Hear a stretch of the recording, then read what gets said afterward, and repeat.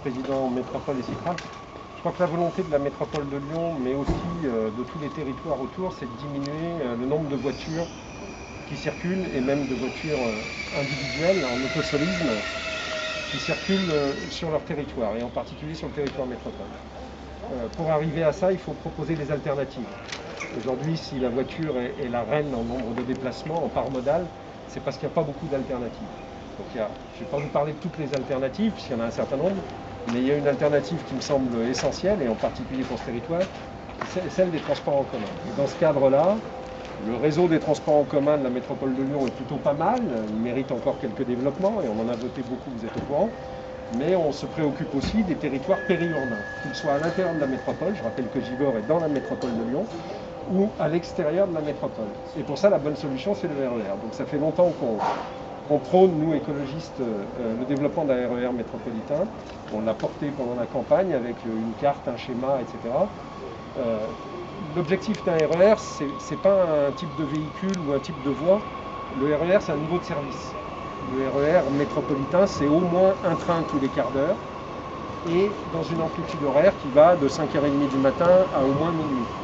C'est ça le RER. Après, que ce soit du train lourd comme celui qu'on vient de voir passer, du train léger, voire du tram-train, voire des trains en dehors du réseau ferré national comme la prolongation de T3 à Crémieux ou d'autres projets, c'est tout du RER métropolitain.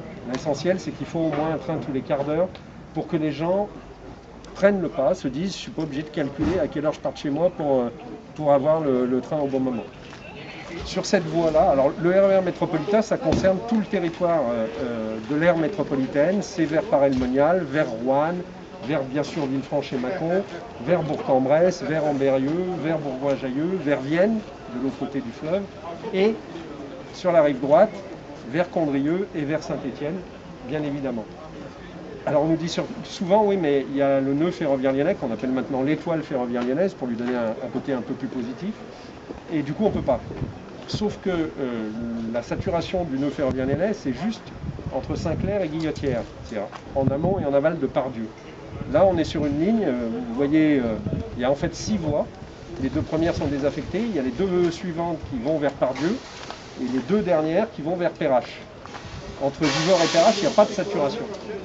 Donc on pourrait tout de suite augmenter le nombre de trains en direction de Perrache, ici, bien sûr à Givors, et même les prolonger jusqu'à Condrieu pour desserrer la rive droite qui n'a plus de train depuis 40 ou 50 ans au moins. Et puis il y a d'autres secteurs, je pense à Vienne, où au lieu de les faire passer par Pardieu, on pourrait passer, vous voulez que je l'enlève ou je l'en monte? Ils glissent tout seuls. Au lieu de passer par Pardieu pour faire Vienne-Villefranche, comme font aujourd'hui quelques trains par heure, je crois, tous les faire passer par Perrache, donc Jean Massé, Perrache, Vèze et la vallée de la Saône derrière. Alors évidemment, ça prendrait quelques minutes en plus, mais il y aurait une connexion avec les 3 lignes de métro. Donc en termes de correspondance, ce serait vraiment très intéressant en termes de temps de parcours global, puisque tout le monde ne va pas à Pardieu, bien évidemment.